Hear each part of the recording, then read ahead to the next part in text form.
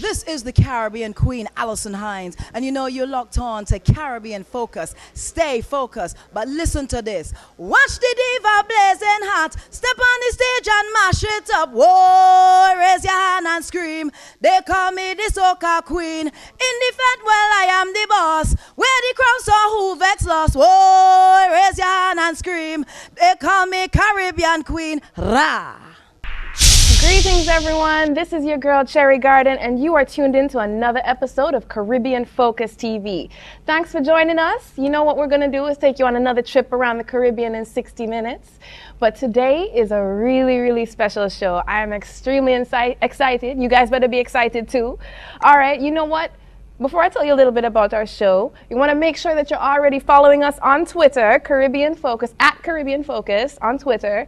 And you want to make sure you've already friended us on Facebook. So, of course, on Facebook is Caribbean Focus. Everything is Caribbean Focus, very easy. And in case you haven't heard, you know, we have our website where you can always check out our past episodes, which we have a plethora of very interesting episodes. So definitely go to our website, CaribbeanFocusTV.com. And you know, in case you want to give us a little feedback and let us know how we're doing, we're eager to hear you call us, all right? 1-866-919-CFTV. And it's the technology age, information technology age. So you know you can also send us an email, CaribbeanFocusTV@gmail.com. So now we're done with the formalities. You have all of our contact information, you know, give us a call. Of course, you know, Atlanta is going on with some things right now. It's carnival season. Almost every island in the Caribbean has had their carnival. Trinidad, as I mentioned, had the carnival already. VI just had the carnival like last week. So you know what? Atlanta is coming up next. May 26th is Atlanta Caribbean Carnival. You better get downtown and start working up your waist because, yo, it's going to be a good time. We've been featuring different band launches on the show, and also you're going to get some information about the Atlanta Caribbean Carnival Queen and Junior Miss. They're going to be featured on the show coming up. Not this show, but another show, so you make sure you stay tuned to Caribbean Focus TV because I have another queen that's going to be featured on this show. So guys, make sure you keep it locked. We're going to take a quick commercial break. Stay focused. It's the 24th Annual Atlanta Caribbean Carnival, Memorial Day weekend, Saturday, May 26th. Join us as we parade through downtown Atlanta with a memorable, festive, and colorful display. Friends, family, food, mass, and music. Featuring Iowa George, Burning Flames, Skinny Fabulous, Tall Pre, Small Axe Band, Claudette Peters, Kerwin Dubois, Jacket Music, and many, many more. The 24th Annual Atlanta Caribbean Carnival, Memorial Day weekend, Saturday, May 26th. Welcome back, everyone. Once again, this is your girl, Cherrie Garden, and I'm glad that you know exactly where you need to be tuned into to get some information about the Caribbean, no matter where you are. So, we have a very interesting event coming up. It's going to be featured in one of our next shows. It's called A Fashion Affair. Well, no, A Fashion Affair is the name of the production company putting it on. The name of the event is Caribbean Fashion Cabaret 2012. Now, this is a huge event. Oh my goodness. I am so happy that we are going to be there bringing you the hottest highlights of this event because you're going to see some amazing fashion. And not only that, but you're going to see some very interesting people. Now, apart from our Jamaica consulate, Vin Martin, Honorary Vin Martin, he's going to be there, and a variety of other ministers and important folks. I have with us a very special young lady that is definitely going to be at the event, but I'm so honored that she's here on our show, Caribbean Focus TV. Guys, I'm introducing to you, which you should already know her, but you know, in case you never know, may I introduce to you Miss Jamaica World 2010, Miss Chantal Raymond. Thank you. Thank you for having me here. Very happy to be here talking with you. It was a pleasure. It's a pleasure, girl. So is Atlanta treating you okay? I know you're only in town for the weekend. So far, I've only been here a few hours, not even a full 24 hours yet, but I love Atlanta. I'd love to see more of my Caribbean people come out to the show. Hopefully we'll see them tomorrow. All right. And, you know, I'm having fun, so that's good. Definitely. Yes. Awesome. Well, guess what, guys? We're going to take a quick commercial break. Make sure you keep it locked. We have some nice things in store for you. Stay focused. It's the 24th Annual Atlanta Caribbean Carnival. Memorial Day weekend, Saturday, May 26th. Join us as we parade through downtown Atlanta with a memorable, festive, and colorful display. Friends, family, food, mass, and music. Featuring Iowa George, Burning Flames, Skinny Fabulous, Tall Pre, Small Axe Band, Claudette Peters, Kerwin Dubois, Jacket Music, and many, many more. The 24th Annual Atlanta Caribbean Carnival. Memorial Day weekend, Saturday, May 26th. Welcome back, everyone. As mentioned before, I have a very regal guest in studio with me today, the one and only Miss Jamaica World 2010, Chantal A. Raymond. All right, my love, tell our viewers a little bit about you, a little bit about your background. So, as you know, as we talked about before, I was born in Jamaica. Love my island, love my home, and spent a lot of time from a very early age traveling. My mother migrated to the States when I was very young, and so I think, but just being there and going back and forth between Jamaica and Florida for most of my life just exposed me to so much, and I was educated in the United States. I went to University of Florida undergrad, go Gators, Harvard Law School, and then, but any chance I've got to go back to Jamaica, I got to go back to my roots. But I can't forget my DuPont primary right there in the middle, next to Portia Simpson Miller Square. I have to represent for my school. I go back and visit all the time. The kids love me there. And people think all Miss Jamaicas come from uptown, but I have to say it's not true. Love the area, love the kids, and I'll always be down for that school. So I just had a very interesting life. I've been privileged enough to have been very educated. That's education, something that was very important to me and my family. And as soon as I was finished school, I just found a way to give back to my country. That is wonderful. So you have a nice diverse perspective from socioeconomic aspects as well as international aspects there. I try to, yes. And it's so important, we both love our culture, but it's so important to, expose yourself and appreciate other cultures as well. So I try to travel as much as I can. Now, traveling is my favorite thing to do in the world. And not just all over to different islands. Of course, my experience in China and Miss World was fantastic, and just try to get around the place and learn as much as I can about different cultures. Wonderful. Of course, there's no place like Jamaica. Place like sweet Jamaica. Definitely. Wonderful. All right, well, let's take a quick commercial break, guys. Make sure you keep it locked and stay focused. It's the 24th Annual Atlanta Caribbean Carnival. Memorial Day weekend, Saturday, May 26th. Join us as we parade through downtown Atlanta with a memorable, festive, and colorful display. Friends, family, food, mass, and music. Featuring Iowa George, Burning Flames, Skinny Fabulous, Tall Pre, Small Axe Band, Claudette Peters, Kerwin Dubois, Jacket Music, and many, many more. The 24th Annual Atlanta Caribbean Carnival. Memorial Day weekend, Saturday, May 26th. Welcome back, everyone. Thanks for keeping it locked to Caribbean Focus TV. This is your girl, Cherrie Garden, and we have a wonderful person in studio with us, so definitely we're going to continue on that wonderful flow. I hope you guys are enjoying the show. Miss Raymond, tell us a little bit about what it was like being in the pageant. What piqued your interest to get you, started in this pageant? I think, actually, I'm sure she's watching, I have to thank that lady, my mother, for piquing my interest. She actually told me she named me after a finalist in the year I was born, in 1985. And I've actually spoken to that lady, Chantal Hilton Tanis, on the phone. So she sort of put it in my head, and it sort of was a right fit for me because, I'm very tall, and but I was never an athlete. I'm not coordinated enough to do that. So and I was always a bit of a girly girl. So I just think it was, it was a right fit, and it was something that I'm a very goal oriented. So I believe in making goals and working hard to achieve them, which is how I've done so well academically, gone to Harvard and so forth.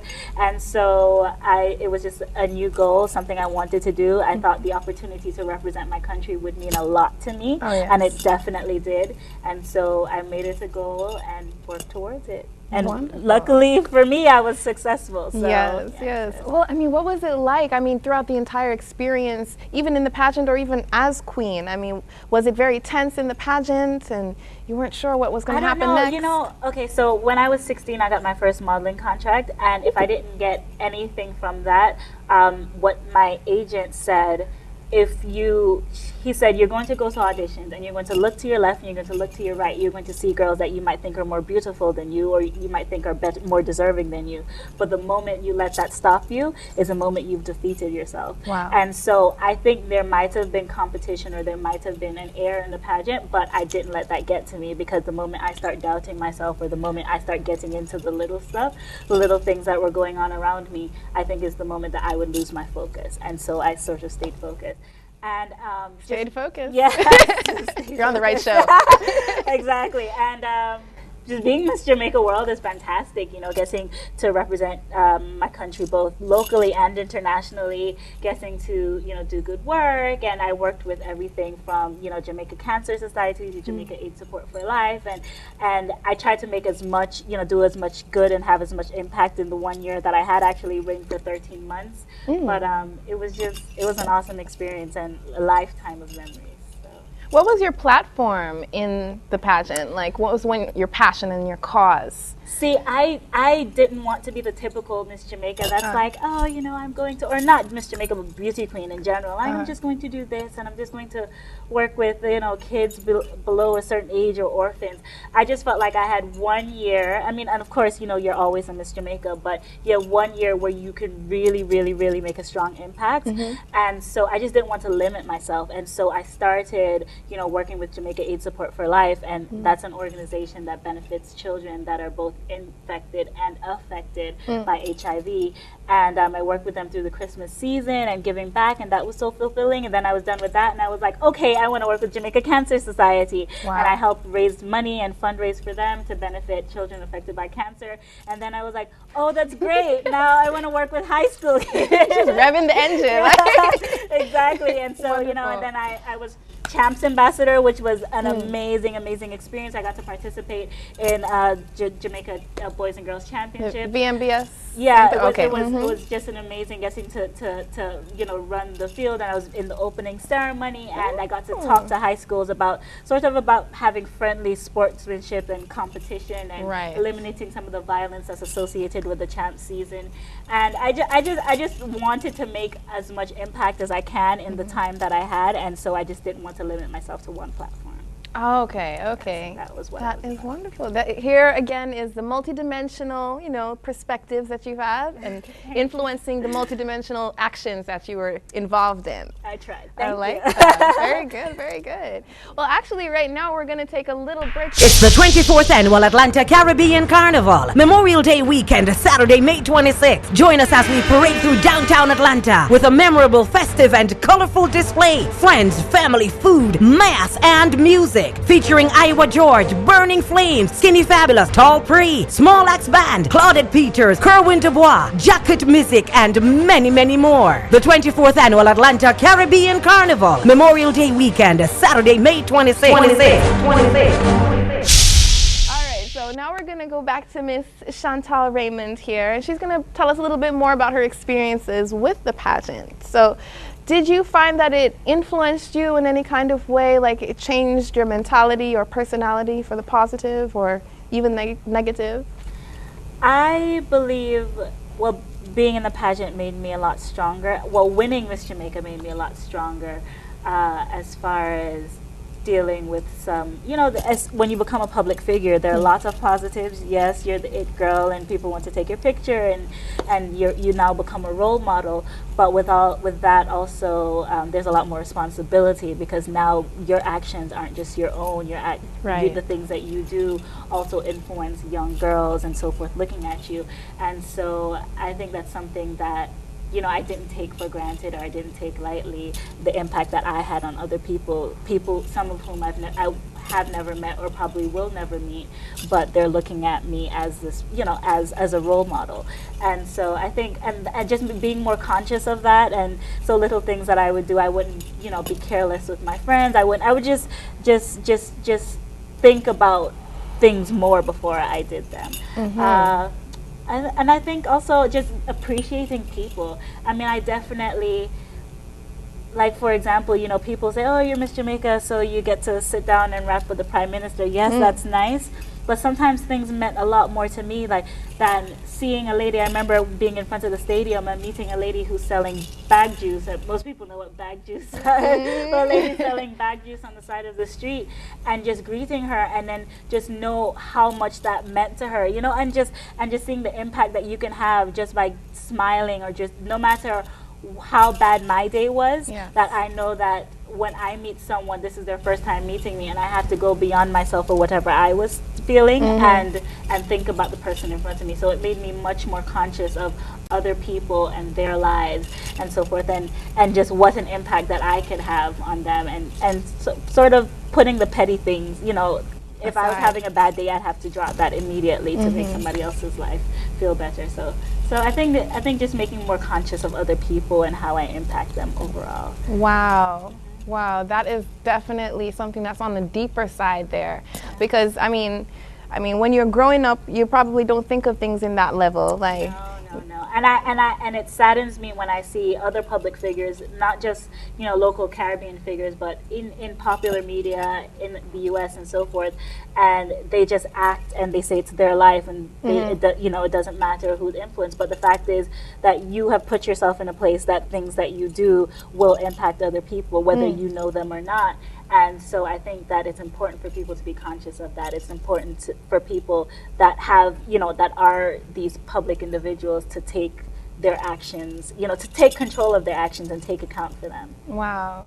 So it's almost like being a mother to society in essence. Well, I don't know, when you say mother, it sounds kind of old. Well, you know. Maybe a big sister. A big sister, okay. Big sister. An auntie. Anything like that. Big sister. But no, you just, and there are lots of people looking up, and not just even older people, you know, and they especially when you're in this situation where people sort of just see you as somebody, you know, that they respect and that they appreciate, and someone that you are, you know, you do represent them, no matter, for people from all walks of life, and you just have to, and that's a lot of responsibility. So I don't think anyone should go into a situation like that without being conscious of that responsibility and without wanting to take that on. So. Yes. Wow. Words of wisdom. This is a very heavy show, guys. I am so happy that I'm getting to meet. No, this is educational. All right, we have young women out there watching this show, and they're going to be loving the fact that they're getting to see you here in Atlanta. And the message that you're really giving them. You're canceling out my word of wisdom at the end of the show, because everything you're dropping is words of wisdom, man. Wow. Okay, we'll just talk about reggae now. I was joking, but thank you. I'm really happy to be here. So it is wonderful. It's wonderful. Well, guys, we're going to take another quick break. Make sure you keep it locked. Stay focused.